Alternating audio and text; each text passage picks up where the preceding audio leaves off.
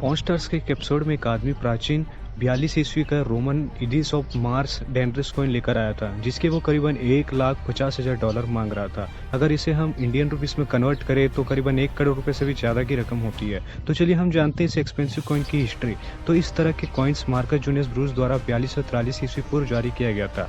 जब Julius Caesar ने Rubicon को पार किया तो उसने अपने विरोधियों को खत्म करते हुए रोम को 3 साल से अधिक के गृह युद्ध में फेंक दिया। 42 ईसा पूर्व में कई प्रमुख नागरिक, जिनमें से कुछ 60 रोमन सेनेटर भी शामिल थे, सीजर को सत्ता हथियाने वाले के रूप में देखने आए थे, जो खुद को राजा बनाना चाहते थे।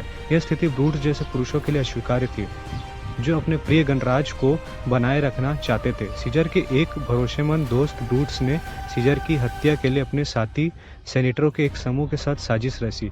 उनका मानना था कि अगर वे जूलियस सीजर को सत्ता से हटा सकते हैं तो वे रोमन गणराज को एक सम्राट द्वारा अत्याचार के खतरे से मुक्त कर देंगे।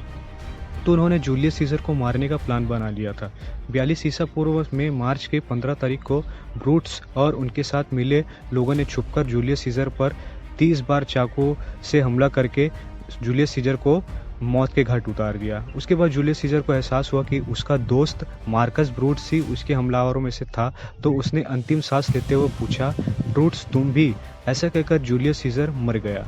जूलियस सीजर को जैसी मृत्यु हुई, ब्रूट्स जोर से चिल्लाते हुए कहा, रोम के लोग, हम एक बार फिर से आज़ाद हो गए।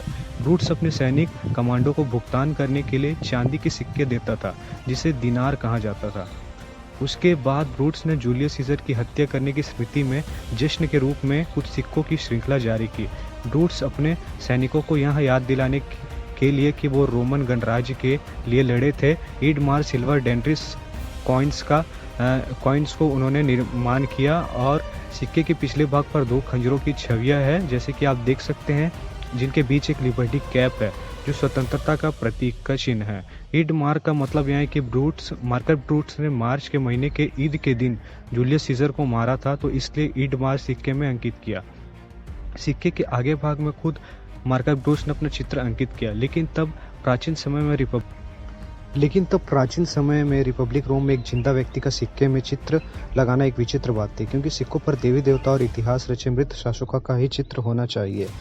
मार्कस ब्रूट्स को सिक्के पर अंकित देख रोम के कुछ लोग नाराज भी हुए, क्योंकि कुछ रोम के लोग जूलियस सीजर को बहुत पसंद भी करते थे।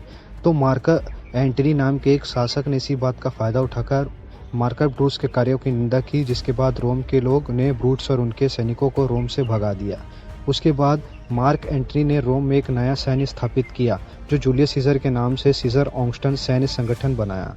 उसके बाद 44 ईसा पूर्व ब्रूट्स की सेना ने मार्क एंटनी की सेना सीजर ऑगस्टस पर हमला कर दिया, लेकिन सीजर ऑगस्टस की सेना ब्रूट्स की सेना पर भारी पड़ गई, जिसके बाद मार्क ब्रूट्स को कैदी के रूप में ले जाते वक्त ब्रूट्स ने आत्महत्या कर ली।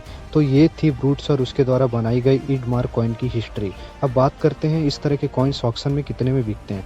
तो आपको बता दूं, कलेक्टर्स इस तरह के सिक्के को खरीदने के लिए बहुत ही ज़्यादा रकम देते हैं। तो इस तरह के करीबन 100 सिक्के हैं, जिसमें से 80 से ज़्यादा के सिक्के चांदी के हैं और 2 सिक्के सोने में हैं। तो चांदी के बनाए ईड मार्क के सिक्के ऑक्शन में करीब $1,20,000 में बिके हैं, और ईड मार्क के गोल्ड के सिक्के एक ऑक्शन में करीब $4,01,88,393 में बिका है। तो आप इसे इंडियन रुपए में कन्वर्ट कर सकते हैं, तो बहुत ही ज़्यादा की रकम होती है।